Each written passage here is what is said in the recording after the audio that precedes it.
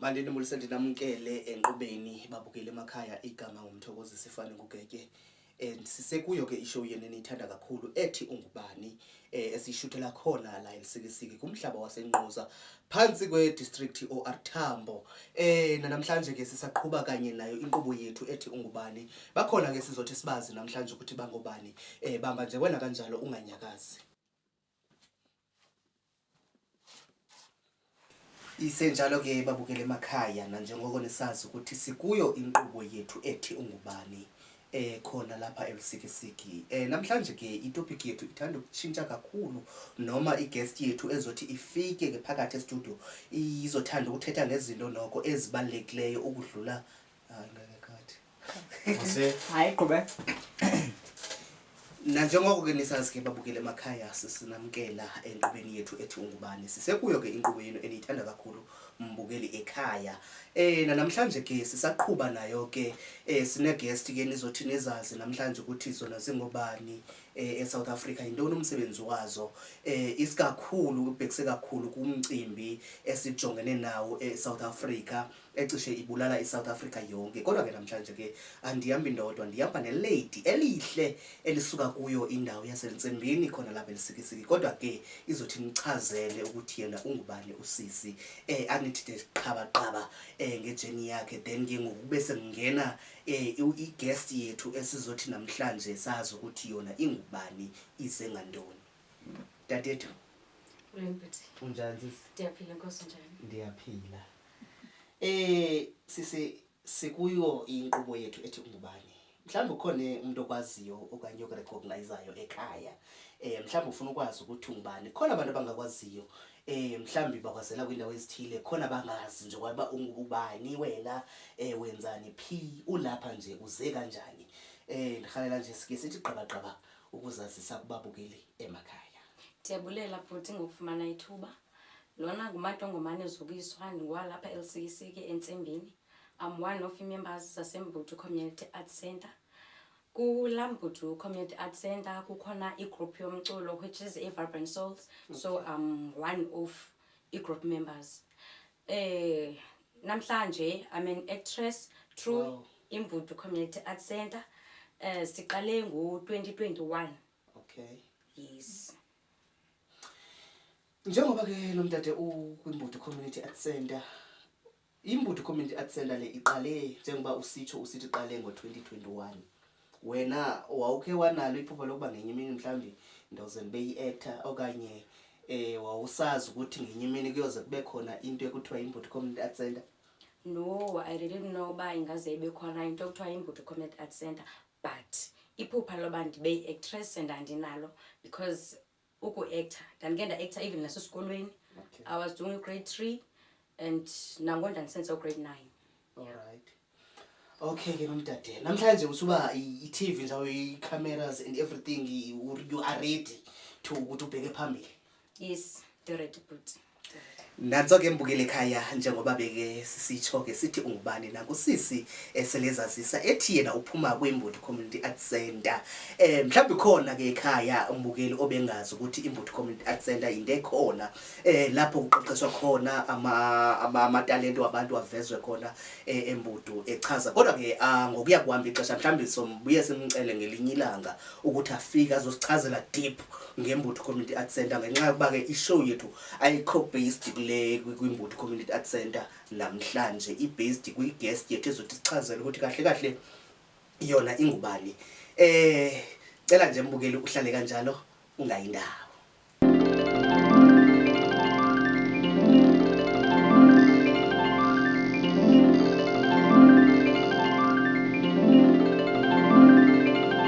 Nanso ke mbukele ekhaya sisekuyo inkqubo njengoba benisithi namhlanje kukhona osivakatshele yestudio ezosazisa ukuthi yena ungubani.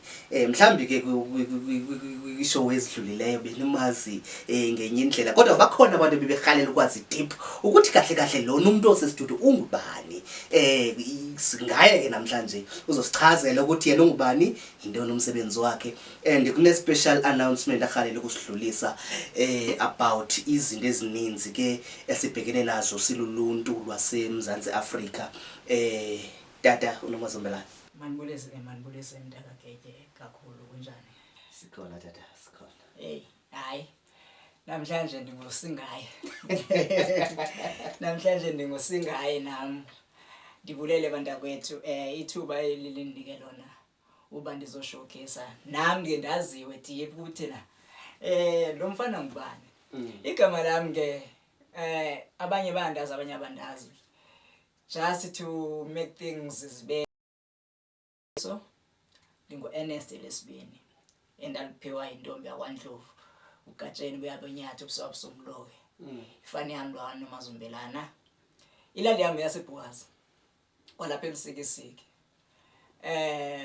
ndingumfana nje ozithobileyo uyanibona uyandazi mfana ozithobileyo amabanga amaphansi into enze rethili ndamuva ke sendibuya nakomlazi apho ndenze khona i-high school yami kodwa ke ndide ndazoqhubezela apha eMayibenye so ininzi ijeni mntakwethu because nditishile computer for some years ndatisha the Orbital ICT Center College ndatisha CTA Computer Training Academy so bengekho lula umuntu ebengincedisa kakhulu ikhehlekazi lami uMandlovu esithemba uba nawe uzohamba umbone ndavolontiya ke esikoleni ekuthiwa seNozayi ndivolontiya 5 years eNozayi SPS ngagcona sent but inyamezele ukuba umsebenzi ndiwuthanda ndiwufuna up until ndizothola i-permanent post esivukele SPS which is ndixele ngakhona ngoku unyaka wami wa7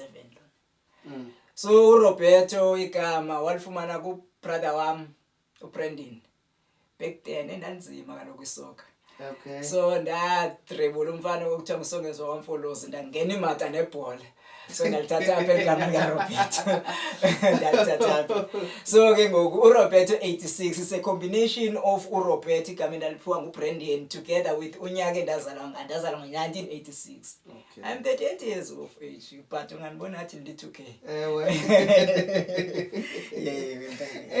Mr. Nomazombelana ndi-surprise ne because sihlala sinawe estudio but namhlanje kungona ndazi uRoberto otherwise bengingamazi uRoberto ukuthi kahle kahle uRoberto ungubani namhlanje ndazi uba unguSifiso bendingazi ukuthi uSifiso for sure uMandlovu xa umchaza usithi wazalwa intombi yakwaNdlovu wayinenzongo okanye wayesazi ukuthi eligama lithi iSifiso lichaza ukuthini exactly kunento endimangazayo dadwethu eyokuba uthi waxelenga for 5 years engaholi so ndikhalela ukwazi mntaka Nomazombelana because xa uvuka ekseni even endaweni xa uzovolontiya uyeza uzovolontiya I think after 3 months usuke sokumbona ba yabona ngalento ndiyivolontiyayo amandla yaphela because awunathemba lanto uloku unethemba lokuthi hayi ngizogcina ngiqashiwe for 5 years without paying without even a cent. To be honest ndifuna nje nave ndilibeke Mr. Getye umama ucingo intombi emkhatha uxola uba ndimbize igama kanje ndiyamazi uzobebukela xolise kakhulu intombi enkulu wandithatha at the Orbital ICT Center College kuba ebona umsebenzi ngendlela endiwenza ngayo so waqonda uba naye ngeke ayiluze le diamond ayibonayo yeah because when tata on such a way that uzondigcina up until kuphume ipost yena wecimba okanye into ezokwenzeka maybe in 2 to 3 months time ngenxa ixesha ke mbukeli wethu sicela nje siphuthume ezitolo sikwamkele kwakhona nawe mbukeli ekhaya mhlambe bukade ungekho uyafika siyakwamkela kwishow yethu ethi Ungubani sisahleli naye ke e-studio sethu uMr Nomazombelana ochaza ngejeni yakhe nozichazayo ukuthi yena ungubani usukaphi mntaka Nomazombelana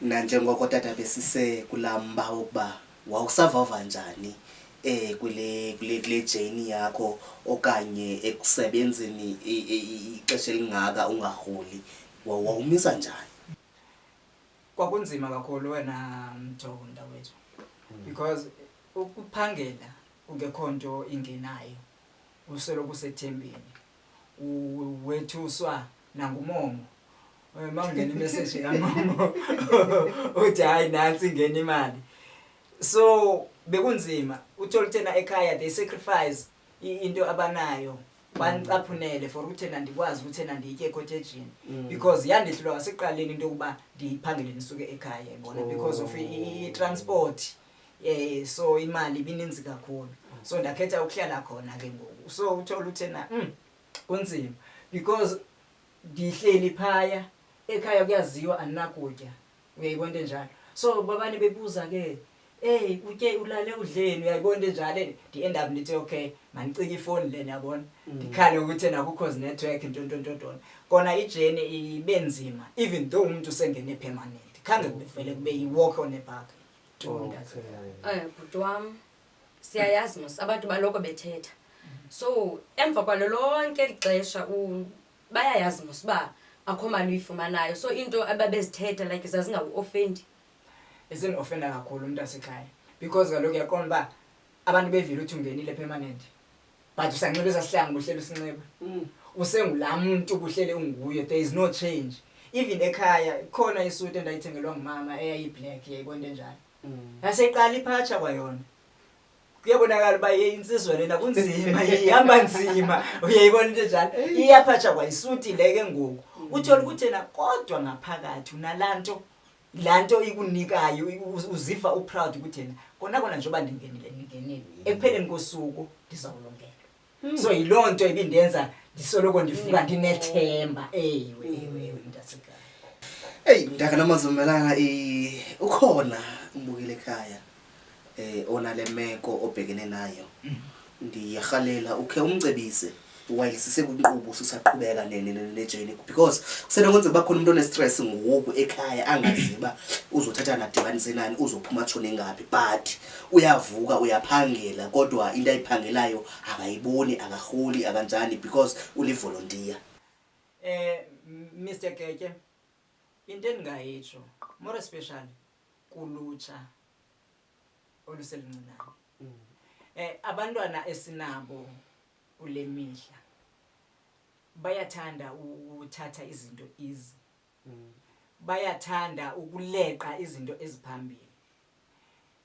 ijeni yami njengoyibona uba bendihamba kwigravel up until ndifike kule ndawo ingathi ingconywana ngoba ngoku isingathi isengconywana kona andikayi-reach le level nami ndiyifunayo in life uyayibona njalo into endingayitsho mna ebantwini ekunyamezeleni umvuzo solukho kuyo yonke into yenzayo if ukwazile ukunyamezela ekugqibeleni uThixo uyakuvuza ngalento uyifunayo so andifuni ukuba mde ndibe ndithetha amagama amaninzi abantu mabanyamezele and futhi kwaba bancinane banyamezele isikolo abantwana bakhona ngoku namhlanje isikolo i-drop outs esinazo ezikolweni zingapha kokuqonda banyamezele isikolo ngoba yiyona lona nto ekwazi ukuthi ikuvulele ntoni amasango amaninzi so yiloo nto engase nditsho ukuba abantwana babaphindele back esikolweni even naba sebadala uthola uthena mhlawumbe kwenzeke imistake wamitha wena mntu ongisizi bakhona ebet bakhona IQ Academy uyayibona njalo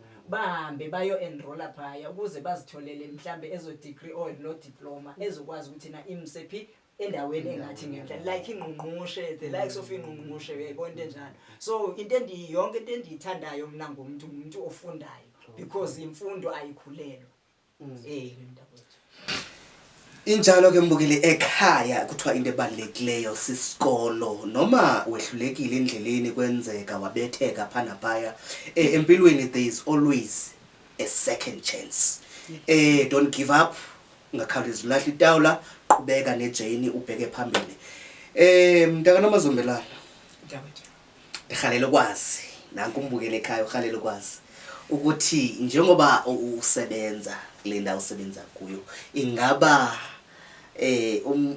into oyibhekileyo ebomini okanye obhizi naye ebomini ingaba ngumsebenzi lo wenzayo esikolweni noba ikhona enye into esecaleni ozama indlela eyaphambili ngayo yangichaza lo mbuzo ndiyambona nokhosi hayi uthandile mntaka Getye to be honest ndifuna nje na vele ndigawule ndiwarhuqa Yeah, I'm working under Department of Education. Ndingu D5 for grade 3 ne, which is admin clerk ne. Okay. Lo msebenzi uyandonelisa on such a way that it has been my dream job uyayibona njani. Kodwa ke Mr Getye ndazalwa ndifumbethe. So uMandlovu mhla wendifikisa kulomhlaba wafikisa umntwana afisa ukuthena ngomso ingathi angakwazi ukunceda abantu. Iphume iphulo ngoku. Okay. Iphulo kudala ndiqale ndaye kwisoka kakhulu ndangena ku music.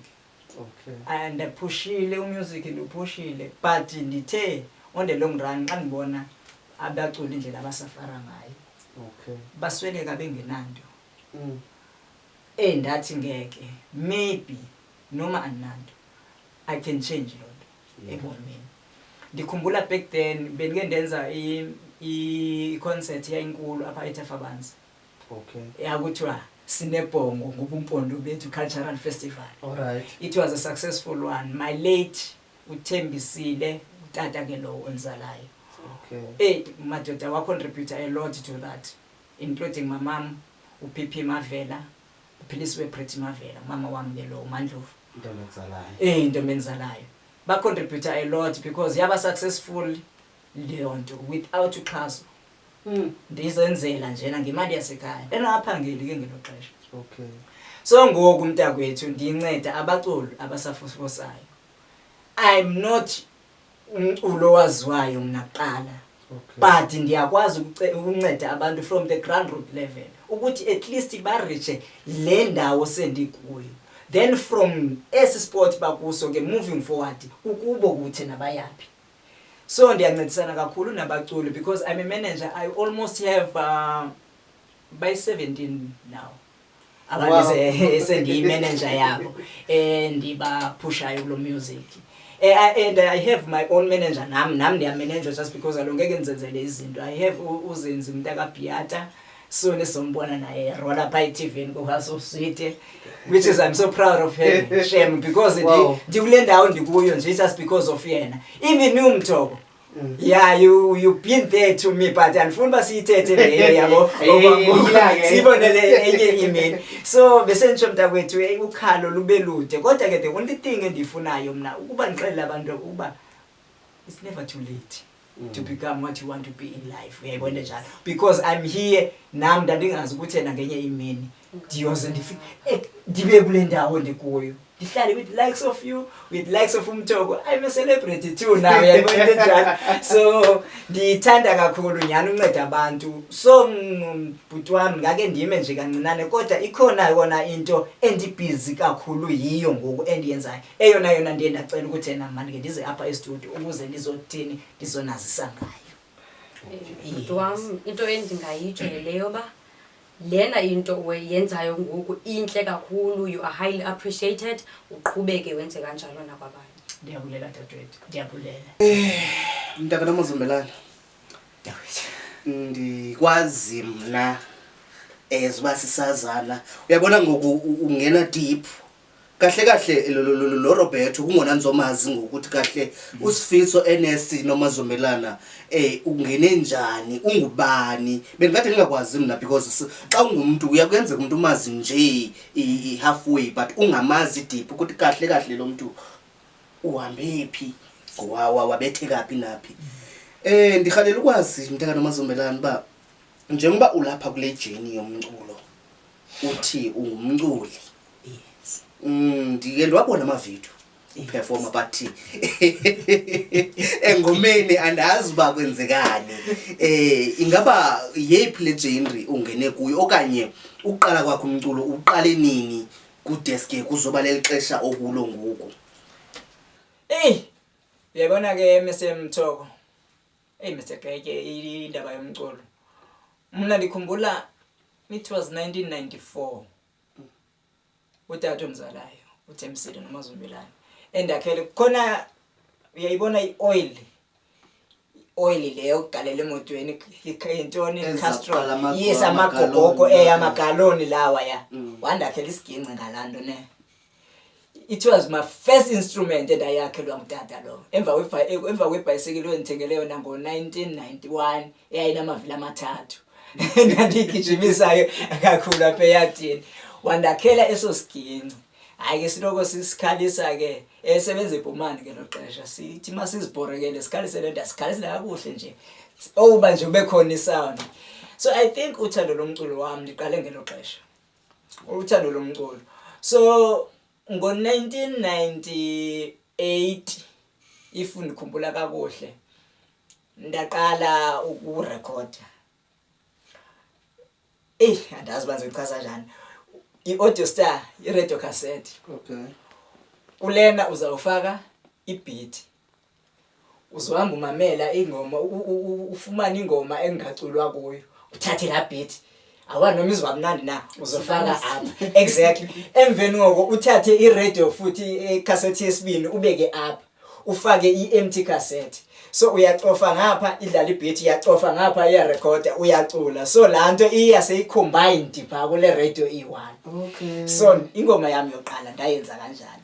Ndikhumbula ndangicele imali kumama ndisithi ndiya elwandle kuyiwa ngokwesikolo. Ndabe ndixoka.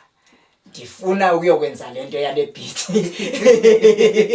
Ndikhumbula kakuhle leyo into. So ndayenza ke lo ngoma leyo futhi bayithanda abantu. Kodwa ke kuba ke nyani iqala ke kwakungahoywa ndininzi yabona umusic noma ubunjani. For as long uculile kwakhonto ekhalayo ngasemva abantu bayonwabela yabona. So iqale lapho ijeni yami yomusic. So kwahamba ndatshintsha kwikwaito. Ndangena kwi-hip hop. Ndangumrapper nami. The likes of khona umfana kwakuthiwa ngula owasenkozo Nosfa usifuyile bengamanika yabo kufika kulanto yamanika benxiba aba bling bling ofafu ubutontoni ndathi hayi ndiyayifuna le life but singa afford ekhaya because anwazi ukuthengelwa ezizinto nami yabona njani qomba okay yazi into ngizothatha impahla ezikabhuti wami ngoba vele mkhulu yena ezeba nami ngibele ivukuvuku ngathi vele nami ndingumrap exactly so qala kwami ngokuyibona lento yami engathi serious ukufika the likes of uMzambia. Okay. Fika kwaMzambia ungiqoqozele kakhulu impintsha yami. And futhi ndade ndazama naselife ukuze ndidibane naye straight ndadibana naye madoda nesikipho endiphezona sesigugile sikhona sona. Okay. Yaqoma mase siguga kanje manje sigcine ndifuna mase ngiphinde ndihlanga naye futhi ndithi ndoda nazi isikipho endiphezona. So sesigqibe about 18 years. Oh, okay Mr. Nomazombelana. Njengoba uza phe studio ave uze naso. Siyakhalela usibona xa ngaba unazo because ke usina nokwenza kuba uye wasicinga nje wathi manje ngisithathe ndize nazo ethubeni sizocela ukusibona. Hayi nizosibona nizonivezela noma sesigugile nje kodwa hayi nizosibona sona. So from then kwafika umsawawa. Wafika umsawawa ebuza ukuthi ungakanani. So nda-imitate ingoma kaMsawawa njengoba uyayiva ungakanani eshayeza semtuba. So mina ke ndabe sendibhala ingoma ne. So yona ke ngoku imitate la ngoma. So ithi wempintshe kaze awemntana wasendaweni sekwenze njani sekwama wenza amacrime emakhoneni ebheka la sangene emakhoneni futhi kwakhala ngawe ema-township bayakhala ngawe kithi omkhulu bayakhala ngawe emfana kithi pendo business imali zabo yabona njani. So umculo wawufika at that time. So ndayi-imitate le ngoma ndaya e-studio ku Hawk. Safike sayenza. Ndikhumbula kuyiperforma kwami ndayiperforma once Kingswell Teen Stadium. Kwakuyimatch ye-ANC ndayiperforma le ngoma. Abantu le bayithanda futhi. Okay. But umculo ke ngelo xesha ke wawungakabiyo lento siyiyo kwaqhubeka ndeke ndabona umusic uyandibazisa here and there. Mandiphinde esikolweni. Okay. Ndaphinde esikolweni ndandibaleke isikolo at that time. I'm complete matric high. Ndabuya ndaphinde esikolweni ndaqhubeka eMayibenya ke izinto zihamba kuhle. Ndibuya ku-music. Ndibuya ngengoma ethi Tabby Tabs. Okay. Ndifeatureisha uSnara. Into eyayindibuyise ku-music, endibuyise ku-music this time around. Ingoba sendiphangela. Ndiqonda uma sendiwenza music, I just do it just for fun. Akusafana naqala ngoku bendifuna uba ndibizwe ezindaweni yabona ukuze ndi-earn something for a living yabona. So ndamenza uThabi Tabs. Ndabona wasestudio mhla sasiyenza indlela ohokho kwakumnandi ngayo VN Machaya. Indlela kwakuyiyo estudio ndayibona man. This song Thabi Tabs, and they were asking who's Thabi Tabs. Namhlanje ndifuna ukureveala ukuthi na why I write a song called Thabi Tabs. Yeah. Okay. uThabi Tabs uThabisile Buthelezi. Okay. uThabisile Buthelezi is a well-known DJ from Metro FM. From Metro FM. I said, okay, ndihlangana naye kuFacebook. Sixoxe noThabi Tabs, ngibona izinto azenzayo. Ndathi yazini ukuze nikhaleze ndingene kwi-industry. Why ndingaculi ngomuntu osesaziwe? Uyayibona into enjalo. Ndambhalela ndithi ngicela ukwenza ingoma ngawe. What you are free to do so. Ngabhala okay Thabi Tabs. Ndaye studio.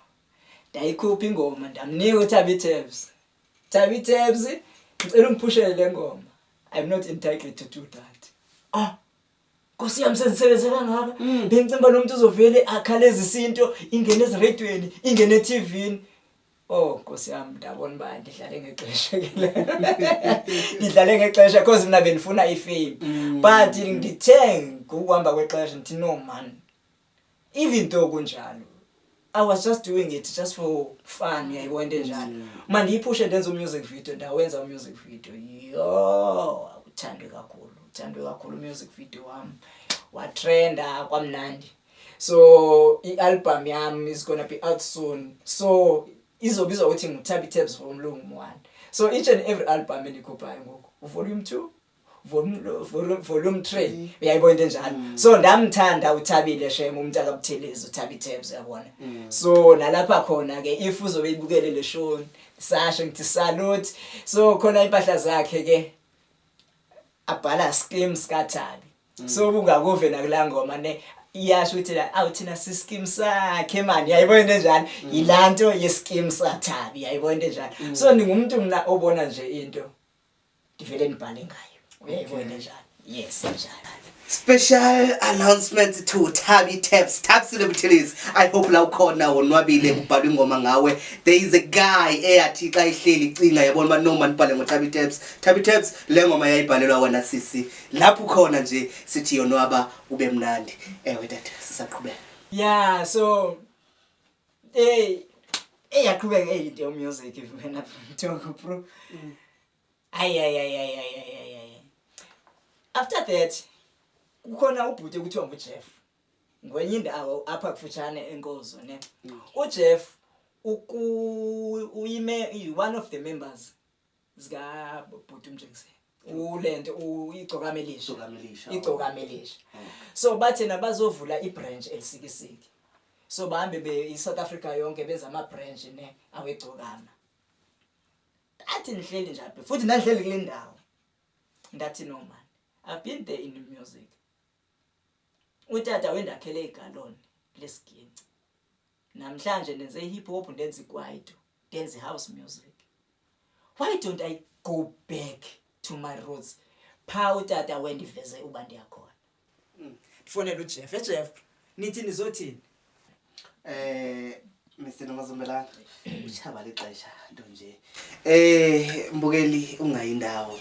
Indaba isenkulu about indlela ehanjwayo xa ungumuntu.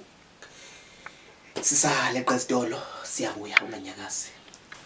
Mbukele ekhaya nawe wena ofikayo sithi siyakwamkela ishow yethu saqhubha.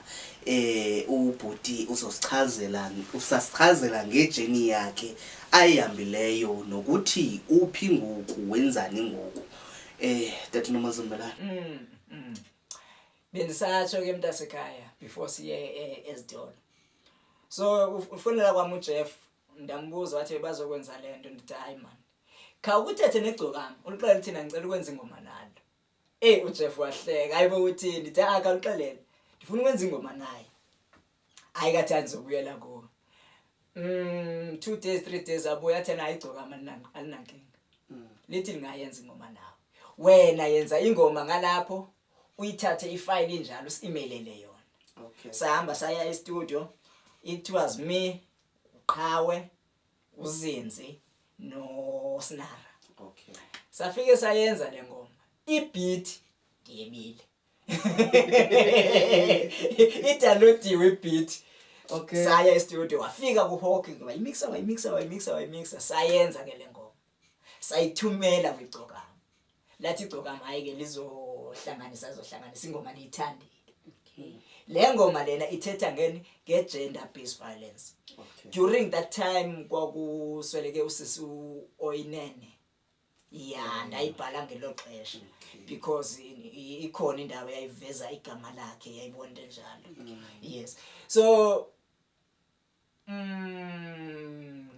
after that kazofonelwa nguJeff Esroute na imisiwe ke le nto ibizoba khona isikisiki asakwazi ukuthi sofika sizobuye sibone enye idate.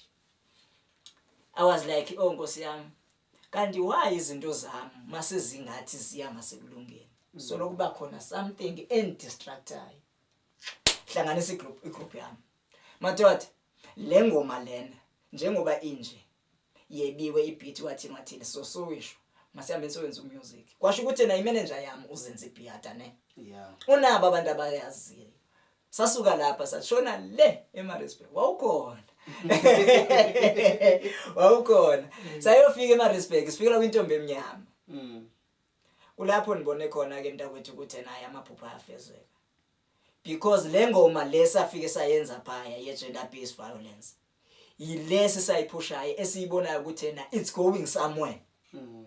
So lonto ihamba yandinika something in mind.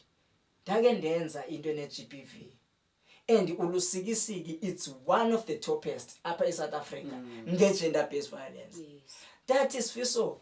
Kanti why wena ungakusebenzise elithuba uke uthi voice out obubuhlungu benziwa ngamadoda uthi voice out okuhlukumezeka okwenzekayo ebantwaneni abancinane kwenziwa sithi thina madoda.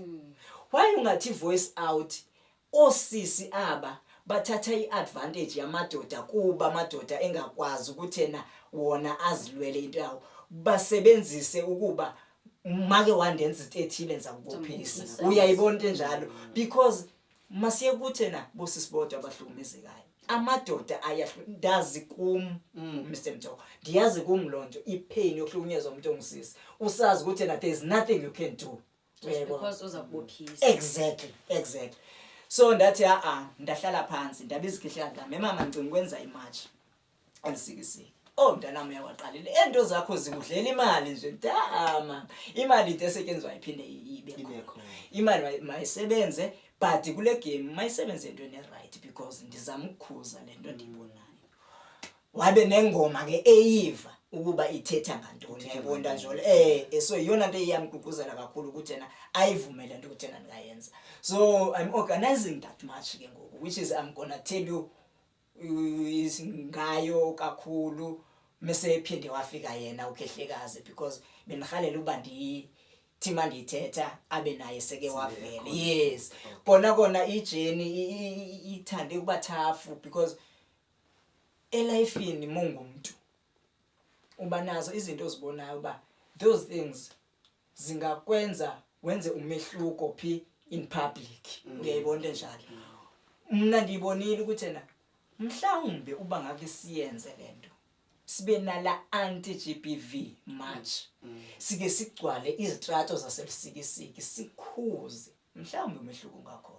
Sike sibize i-department ke-department zike sizoxela abantu ukuthi moyindoda uziphatha njani mangumuntu ozungusisi ohloniphekile indoda uyiphatha njani abantwana abasibazalayo amalungelo angapha kokuqonda abasenamuntu mdala abasenamuntu ubona kunje nje ezikolweni kungenxa yamalungelo. So sibakhombisa ukuthi nabantwana bami ukuze lento iyofika pha kwi-gender based violence ne-violence njena nani ninazo i-negative impact in life that leads to that gender based. So akufunekanga sikhuze amadoda kuphela because now bathini bazi-victims. Okay, but wami ndiyakuva uthi umama umane ekhalaza uba imali uyayimosha. So I wanna know uba kulento yakho yomculo yena ebe supportive oh. Yo kakhulu mntakwethu. Umama wami ngibalisele nje just a short story. Back in the days ebengumuntu ebengaphilanga kakhulu uyayibona njalo. Khona into yalapha esiswini. Khona utata okuthiwa ngumhambi owefika kumhlobo wenene. Owabeka amanzi phambi kwe-radio wathandaza. Yaphuma lanto. So umama wethi menengxaki ne I was the only child wemoya. Dimenzela everything just because umama wami yayibona. So wayithatha lanto wayigcina ngaphakathi kushuthi yena yayimdla because ndiyakhumbula my first cell phone endandithengele umama wendithengele just because wesithi enkosi uyabona uba ndibekhona kulaa jeni yakhe yongaphatheki kakuhle. So nalapha emusicini uyancedisa kakhulu. Uyancedisa kakhulu. Before ke tata Nomazombelana ndiyahalela singene kulomcimbi we-gender based violence. Exactly. And ngoku uthetha ngematch oyihlelayo elisikisiki. Ndiyahalela ukuthi umama wambi naye estudio ngaba uzanga naye estudio. Ukhona. Hayi ukhona. Sicela ukumbona. Sicela akangene mhlambi naye xa inokungena ngaphakathi umbukeli ekhaya naye uzothi ke akeve deep ngalento uyithetha because umzali ihlala ingumzali ayichange. Especially umzali xa ibona into enhle kuwe. Uyakwazi ukuyisupporta. So that's why sihalela ukungadeske siphume enqubeni engakhanga kangene. Cela nje sithathe lo thuba lokuthi simfake studio and njengoba uthi kunengoma ethetha nge-gender based violence sizocela sisi studio ngokuzithoba nje ukuthi uveze ababukeli into oyiphetheyo noma ingoma othetha ngayo ukuthi hayi amanina hayi makalahlunyezo namadoda makalahlunyezo ngoba ndiba uthi itsho njalo ingoma yakho. Exactly.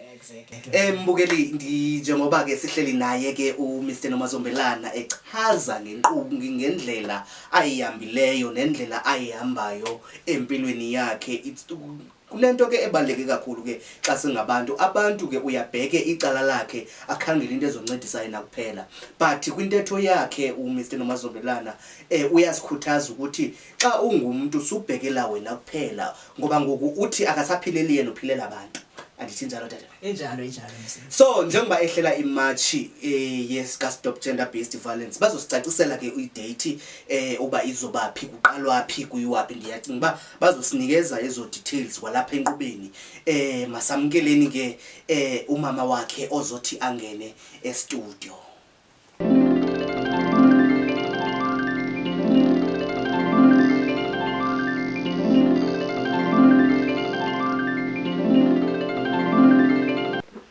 Babukeli emakhaya njengangoko besivile uba uBhuti Roberto uphethe umama wakhe sesinaye estudio sifuna asichazele kabanzi ngejeni yomntwana wakhe. Mama siyakwamkela estudio. Ngiyabonga kakhulu ngani yami ukungamukela. Ntombi endala sesikhe sethu kuva ngaphambili echaza uBhuti kodwa ke sithe ngeke kulunge athi eze nawe estudio uhlale ngaphandle. Mama wami njengoba sikucela estudio ukuthi ungene esachaza umfowethu about indlela ayihambayo nesupport omnika yona.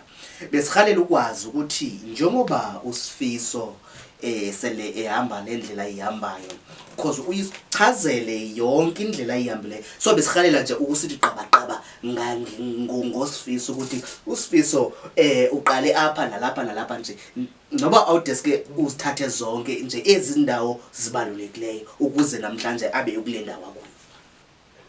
Hayi enkosi mntanami ngizoyiqala ke mina ngilande emuva. Ukuthi igama lami mina nguphilisiwe Pretty Ndlovu. Ifani uMavela. Kodwa ke njengamanje nje sengaba uMam Nomazombelana. Mrs. Not mbukele ekhaya. Note that name Mrs. Not Miss. Mrs. Mrs. ke Nomazombelana apha esikisiki endaweni yaseBhuka. uSifiso lona ugama lakhe maliphelele uZifiso zikababa. Wow. uSifiso zikababa ukhule nje kahle njengezinye ingane kodwa uthema kulapha nje ngizothi mhlambe ko 8 years kanje. Ngaqala ngambona nendawana yokunqaka emane ethatha izinto phansi ekhalisa. Wanomsindo njena wabanga umsindo njena ngabe kule ngane ngabe kwenzekani kahle kahle. Hayi kuthe ekuhambeni kwesikhathi sabona lento ayikhalisayo ngoba asiyazi lento ayikhalisayo. Lento ayikhalisayo isiginci. Ngoba kukhona nokuculo khona umculo esingawuzwa ukuthi uthini kodwa simbona ukuthi yena unomdlamuko ngalento ayenzayo. Ngoba ilwimi alikaqini. Alikaqini. Hayi ke emva kwalokho ke uyise yamakhela isiginci ngokumbona ukuthi izokhuza isiphiwo sakhe sesiginqini. Wamakhela ke isiginci sesintu ngibeka kanjalo ithi sesintu ngoba sasakhiwe ngegoloni lelamafuthi into zasemakhaya. Hayi ke uveleke lapho kwatholakala ukuthi hayi ke ukhululekile ke manje umntana usengumculi. Wow. Hayi kuhamba ke ekhalisa lento washo ukuthi ke sekufika isikhathi sokuthi ahlukane futhi alesiginci akahambe kayozama ke isikole. Uhambile ke waya eThekwini. Nalapha eThekwini ngizwile ukuthi uGillis Manga wakha namabhanoyi kwaduma nje umlazi wonke ukuthi noma lema basiqhenya ngayo ukuthi baba wethu sinenkinga ingane la ekwazi ukwenza izinto uyayibona ezinkulu ezingaphezulu kwayo. Hayi ke ubuyile uSifiso bazofunda la emakhaya wazi wabuye siphathele ke ngoku ke ugrade 12. Wow. Uzaqwe nje wabuyanalo umalusi kangangokuthi wathi mangabe kuthiwa nali iphepha elithi uphasile wathi yena ufune lesibili ukuze aqinise ukuthi nali lesibili lizoba likhuluma lento yini esho ileli ngishuthi kwakubungane nokujabula ngibona into enjalo hayi uzamile ke ngilo ngiseduze kwakhe siwa sivuka naye simala zikho ngoba umuntu osupporta ekhaya umunye uyise ubaba umuntu osupporta la ekhaya kungekho lula kodwa sibhatanisa ewevuka kumntwana waze wabakhe uthola itoho. Ayike kwaqala kwamnandi ngoba yonke lento wena ayenza ngifuna uqamba amanga phambi kwenu. Hayi ngangimthethisa mina ungathi imali ngekho ufuna izinto ezithile kodwa ngisho ukuthi umntwana Nkosi yami ngoba isiphiwo sombungeke usithini. Wabekezela umntwana isiphiwo sakhe asiphiwe uNkulunkulu waqhubeka naso wazwa njengoba ngisho ngithi useyasebenza ke manje ukusebenza kwakhe uyakhombisa ukubuyisa ke ngoku ukwenza okuhle ezintweni shuthi mhlambe akade ebona ngaphambili esahlupheka ukuthi mina bengenza kanjani kuyena wenza kahle ke ngingumama nje ozikhulekele njengoba noyise sengasekho ngizikhulekele njengosifiso ayikho into engicela angangiphi ma enawo amandla ukuthi angenze into engicelayo mangabe ngekho amandla ke futhi angikhathazeki ngoba ngiyazi ukuthi mengabe enawo amandla uyakwenza. Esengikuthanda kakhulu ke bantu abami ilento ayihlongozayo. Okay.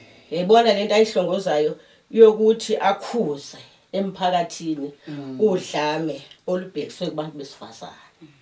Abechaza futhi athi akubona bodwa abantu besifazane abahlukunyezwayo.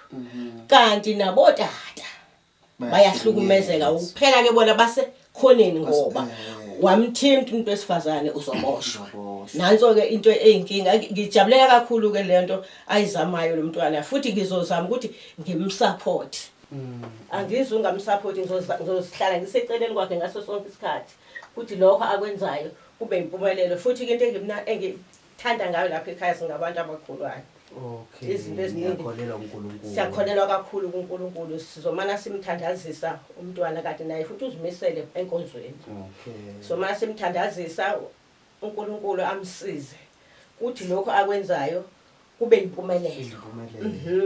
Kuthi nalo abakhuzayo bakhuzeke ngoba ngempela yonke esibonayo ibhlungu ntabami angifuni uqamba amanga. Indlela esibona isihluku esikhona ngaso abantu basifazane bayabulawa izingane ezincane ziyabulawa uthi mawuthi uyalandela ukuthi ngabe kwenzekeni njengoba khona nengoma yakhe ayiculayo ethi babulawe lana abantu besifazane ngibe nombuzo babulawe lana besifazane abakazi nokulala abantu besifazane abanamandla kungaba inkinga intoni ngicabanga ngiphelele lapho iyasijabulisa indaba yokuthi usupporte umntwana because kuyenzeka sometimes umzali noma eyibona into ukuthi izomthatha umntwana imbeke endaweni aqala isupport ngoba seyingathi seyinemali but ngoku into esadla kuye epokuthini but as umzali uyaqhubeka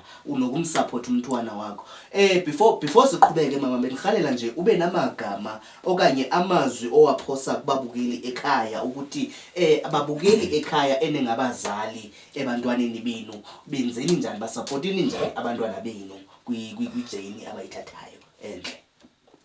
Ngiyabonga kakhulu ngani yami. Babukeli emakhaya into engayisho nje ukuthi ingane mawuyibona ukuthi kukhona ekuzamayo ibhekisise liqala selise leyo nto eyizamayo uyinike isupport ithi noma iyenza leyo nto ibe nokusondela kakhulu kuwena ngoba iyabona ukuthi wena lento ayenzayo uyamsupporta kuyona futhi uyayithanda uzobona iqhubeka ke leyo nto ke ibanhle engane izigcine sengasekho like ayiseyiphumela ngaphandle emphakathini ngisho ukuthi njengoba ngimsupporta uSifiso nani ngimnika lelo gunya ngoba ngibonile kumina ukuthi umntwana mawumsupporta uhambisana nawe ugcine sekuphuma isiphumo ezihle.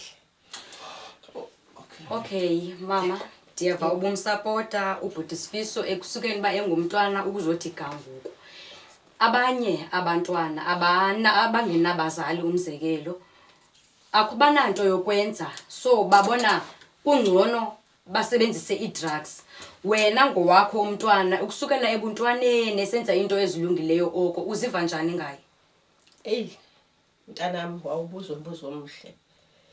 Ngizizwa nginokubonga mina uNkulunkulu ngendlela emangalisayo ngaye. Ngizizwa ngiwumama otheme ethandaza kuNkulunkulu wevakala. Okay ke mama njengoba benithetha ngendaba yokuthi kunento ayihlongozayo besihalela ukuthi sazi ukuthi lento ayihlongozayo ingaba yini uma ngabe kuyinto nje isiduze noma mhlambi ke inini for sure into moyihlela kusuke kune date kunosuku kunenyanga kunonyaka ingaba into yesikhathi esingakanani leyo? Hey aze wangibuza umbuzo mntanami ngicabanga kwami utheme ibeke uSifiso ngathi ingomhla ka18 kuJuly yemi 2023 July lo sikuwona lesikuwona mbukeli ekhaya sengoko ke ebechaza ngomhla ka18 July 2023 which means kulenyanga le esikuyo kune march enkulu ezobe ikhona la isikisiki isithi stop gender based violence ayikhethanga umuntu wesifazane ayikhethanga umuntu wesimame ayikhethanga umuntu wesilisa wonke amadoda abantu besifazane abahlukumezekayo sithi mabavelele bala so that bezosijoyina kule march xhomekeke kodwa ke basazosichazela deep ukuthi kahle kahle kuqalwa phi kuyithi zithini details ungaphoswa mbukeli ekhaya. Sisaqhubeka njalo nje besihalela mama ukuthi sive ingoma kaSifiso njengoba ethi ngumculi kusenokwenza kubathi ungumculi nawe as umchaza kwijourney yakhe eseyihambile nendlela ayihambileyo ne siyahalela ukuthi sive ukuthi uphetheni about indaba yomculo wakhe before ke kodwa ke siye lapho sose siqaleni ke ezitolo mbukeli hlala nje ungayindawo xa sibuya uzombona umfowethu eperforma ingoma yakhe ethetha ngegender based violence njengoba beyichazile emveni koko sibe sesibuyela kwimanager yakhe sixoxe nayo ukuthi kahle kahle ithini indlela yabo esebeyihamba noma inhlelo abazihlelayo about ialbum okanye sizova ke kwimanager yakhe plus sibe sesidibana ke futhi naxoxa naye umuntu okwiqembu le-gender based violence naye omnye olwisanayo nokuhlukunyezwa kwabantu eSouth Africa. Mbukele emakhaya ke sizonikela ke kuye ke uMr Nomazombelana akasixelele akasiperformele ingoma yakhe athi ithetha ngegender based violence. Before ke angene ke uMr Nomazombelana besicela mama usiphe amazwi okugqibela kubabukele emakhaya. Ngiyabonga kakhulu ngane yami. Babukeli emakhaya sesifike esiphethweni. Sente besizele estudio. Ke into engizoyidlulisa nje mina ngizodlulisa ukubonga, ukusibuka nokusilalela kule nkonzo esikuyona. Awu kodwa ngingakhohlwa kanjani ukuthi ngiyakhonza bo lapho ekhaya lami la ngizalwa khona eMbumbulo ePiteli esigodini sasemavangaleni ngithi ha ngiyangibona namhlanje ku TV ngendaba yomshana wenu. Mbukeli ke ekhaya sesifikele ekupheleni ke kwenkqubo yethu yanamhlanje. uBhuti Roberto uzonivalelisa ngengoma yakhe ethi babulawelani abantu besifazane beke wayichaza ke umama. Over to you Mr Nomazombelana. Ingalibali ke babukeli ishow yethu ithi Ungubani. Kusasa kungenzeka kufuneka ukwazi na ukuthi ungubani. Over to you dada. Mr. Mthoko and my beautiful co-host ukwayethu mntana sekhaya ndiyamthanda because inika ipower lento ukhombisa ukuthi ena kwesihlalo sami there is abantu abakhompyuthayo nami uyabona ngoNovalo uthena next week izokwazi ukubuyela nakwesihlalo kodwa ke ndifuna ukubulela kakhulu dadewethu impathiswano into enje sazoba nawe kusazoba mnandi lapha ekhaya. Mthoko andifuni ukube ndithethe into eninzi. Ngicela siphumeni sonke ngomhla ka18 u6 njena uvela ukhaba ingubo abanye bavuka amakati engakazamli ubethe isidudu sakho uthathe icephe lakho ulifake epokithini mhlawumbe izoba ikhona imbila phambili sihambeni siyomatcha madoda silisane nokubulawa kwabantu besifazane ukubulawa kwamadoda nokuhlukunyezwa kwabantwana sithi stop gender based violence. Njengoba senindazile uba ndingubani manje introduce le ngoma yami ingoma enzoyiperforma ithi babulawelani abantu besifazane. Le ngoma siyenze kuliqela uRoberto_86 wama namaqhawe amampondo bafeaturishe intombi emnyama. So kule group yethu ke sinaye umuntu esimbiza uba Mthokozisi Getye kube nguzinziwa kwaBhiyata ibe nguzukisile Mbidi kube uchief ngibani igama lakhe nguchief kodwa ke uchief wethu Mfokazweli esisonke kule group yethu yamaqhawe amampondo. So mandibulele kakhulu ixesha elinike lona uba ndazi uba ndingubani and futhi nive nana ngale match ndifuna ukuyenza. uOT umntakwethu cameraman ndiyabulela mntakwethu ngaphandle kwakho bengeke siyenze lento kube ngumfowethu ndimbulelayo naye kakhulu who's behind the scene umbhuti Thandekayo Timen hayi mfethu ndiyabulela kakhulu mandiye engomeni.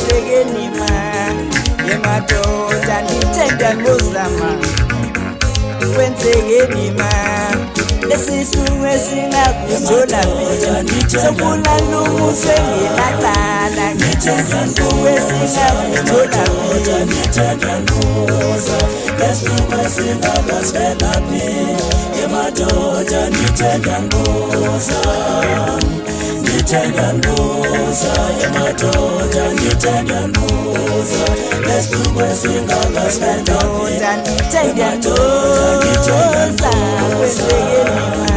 ngithanda ngoza ngithanda ngoza ngithanda ngoza kwenzekeni ma esingakasivela ngithanda ngoza kwenzekeni ma ngithanda ngoza ngithanda ngoza ngithanda ngoza kwenzekeni ma esingakasivela